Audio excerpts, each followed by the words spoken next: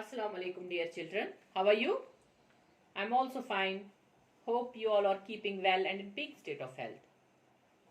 Stay home, stay safe. But please do study at home and check work on LMS regularly. बहुत सारा मुझे शिकायतें आ गई है कि बच्चे काम LMS पे चेक नहीं कर रहे हैं. Please do check it carefully and regularly. Don't waste your precious time. Inshallah, we will meet one day. Carry on the studies at home. Children, have you ever seen a fountain? आप लोगों ने किसी ने fountain देखा है? Fountain which we call फंवारा in Urdu and फवार in Kashmiri. ठीक है. Basically fountain is an ornamental structure in a pool or lake from which one or more jets of water pumped into the air.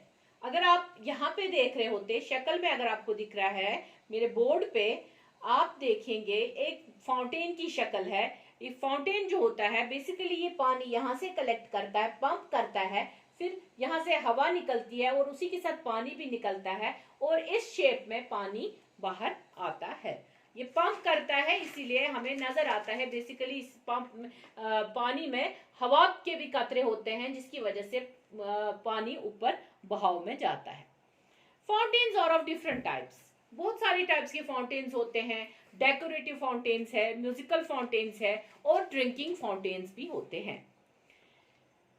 We have examples of fountain as pieces of architecture. अगर आप देखते हैं हमें कहाँ कहाँ पे fountains देखने को मिलते हैं. आजकल तो बहुत सारे मोड्स पे, सड़कों पे अगर आपको देखेंगे अगर आप शहर में सड़कों पे बहुत सारी जगहों पे फाउंटेन्स बनाए गए हैं जस्ट बिकॉज ऑफ अट्रैक्शन. उसको अट्रैक्टिव पॉइंट बनाया जाता है. लेकिन इससे पहले हमने कहाँ कहाँ पे फाउंटेन्स देखे. अगर आप शालीमार बाग, निशाद बाग या ट्यूलिप गार्डन या क्या नाम है इसका, बादमवारी गए होंगे, वहां पे आपको ये सारे फाउंटेन्स देखने को मिलेंगे. बेसिकली ये जो फाउंटेन्स होते हैं इसका पर्पस क्या होता है, क्यों होते हैं फाउंटेन्स बागों में लगे हुए? इसलिए ताकि लोग इसकी तरफ अट्रैक्ट हो जाए. और इससे क्या होता है, लोग अट्रैक्ट हो जाते हैं, बहुत इससे एक्साइट हो जाते हैं, मजा आता है फाउंटेन्स को देखने में, पानी का बहाव जब ऊपर की तरफ जाता है. Children, have you seen fountains in Dal lake?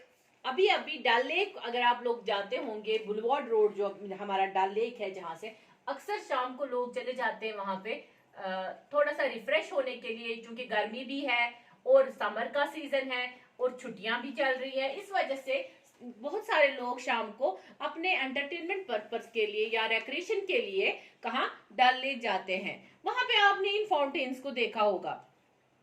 Basically वो जो फाउंटेन्स वहां पे है, बहुत सारे म्यूजिकल फाउंटेन्स भी है, कलर्ड फाउंटेन्स है, उनमें कलरफुल लाइट्स निकलती है. बेसिकली वो फाउंटेन्स जो है, एक तो वो अट्रैक्टिव पर्पसेस के लिए है, लोग वहां पे देखने आते हैं. दूसरा वो डल लेक को फिल्टर करते हैं. फिल्टर करने से क्या हो जाता है, क्योंकि आप लोगों को पता ही है डल लेक में पोल्यूशन कितना है ना. आपने देखा है आलूदगी वहां पे इतनी ज्यादा बढ़ गई है. और वहां पे क्या होता है, बेसिकली हम जो लोग हैं हम डल लेक को एंजॉय भी करते हैं, डल लेक को देखने जाते हैं, वहां पे अच्छा लगता है हम सबको, लेकिन हमें उसका ख्याल भी रखना चाहिए. ना कि हमें उसमें गंदगी डालनी चाहिए, ना कि हमें उसमें एनक्रोचमेंट करनी चाहिए, मकान वहां पे बनाने चाहिए. वहां की डल लेक की जो ब्यूटी है उसको खराब नहीं करना चाहिए. तो ये सब चीजों के लिए वहां पे अगर फाउंटेन्स बने हैं, वहां पे डल लेक खूबसूरत दिखता है, हाउस बोट्स है वहां पे, उन चीजों को हमें उन चीजों का ख्याल रख के, ना कि अपनी सेल्फिशनेस दिखानी चाहिए इन चीजों को गंदा करके. Above all, the fountains make us feel happy. The different types of fountains like musical, colorful, decorative fountains, they add beauty to the nature and give us a glorious, fresh, changeful life to our lives. तो let me announce today's topic, that is itself a fountain. ठीक है. The Fountain, a poem of our book, poem number 6, page number 69. So children, please take out your books.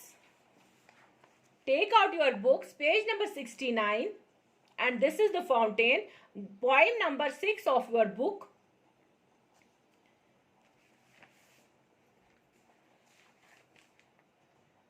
So let us read the poem loudly. Please listen to the poem carefully so that every word of poem is clear to you, and after that you have to read the poem yourself at your home in your assignment section.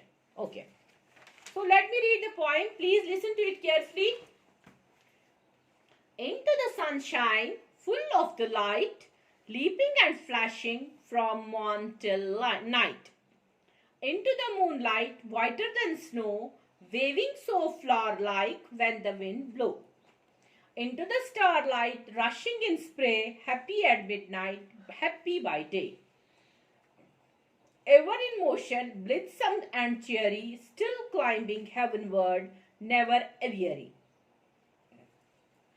Glad of all weathers, still seeming best, upward or downward, motion thy rest. Full of a nature nothing can tame, changed every moment, ever the same. Ceaseless aspiring, ceaseless content, darkness or sunshine thy element. Glorious fountain, let my heart be, fresh, changeful, constant, upward like thee. ये जो poem है आपकी The Fountain, it is written by James Russell Lowell. It is written by James Russell Lowell. ये poem जो है आप अगर देखेंगे, देखिए कितनी छोटी छोटी सेंटेंसेस है इसमें, दो तीन वर्ड्स के सेंटेंसेस है इसमें. इसी पोइम के इस पोइम में हमारे 8 स्टेंजाज नजर आ रहे हैं. 1 यहाँ पे 4 लाइंस है. 1 stanza is made up of 4 lines. यहाँ पे 4 लाइंस है, ये एक स्टेंजा होता है. और 4 lines, this is second stanza, third, 4, 5, 6, 7 and 8. So this poem comprises of 8 stanzas. इसमें 8 stanzas में बिल्कुल राइम और रिदम का बहुत ही ख्याल रखा गया है. जो भी इस जेम्स रसल जिन्होंने ये पोइम लिखी है, उन्होंने इस पोइम में बहुत ही अच्छा राइम और रिदम बनाया है. अब रहा सवाल इसकी एक्सप्लेनेशन का. इसकी एक्सप्लेनेशन जो है वो हम इंशाल्लाह समरी सेक्शन में कल मैं दूसरे वीडियो में आपको बताऊंगी. सो आज के लिए फिलहाल इतना ही. लेकिन आपको एक असाइनमेंट, होम असाइनमेंट जो मैंने पहले भी बताया, आप लोगों को इस पोइम को बहुत अच्छी तरह से पढ़ना है. जैसे मैंने वर्ड्स को क्लियरली पढ़ा है, इस वीडियो को बहुत अच्छे से ध्यान से देख लीजिएगा और उसके बाद इस पोइम को बहुत अच्छे से पढ़िएगा. तो ये फिलहाल आज इतना ही हमारे लिए आज का टॉपिक रहेगा. तो कल इंशाल्लाह समरी और या एक्सप्लेनेशन के लिए फिर से मिलते हैं. टिल देन अल्लाह हाफिज.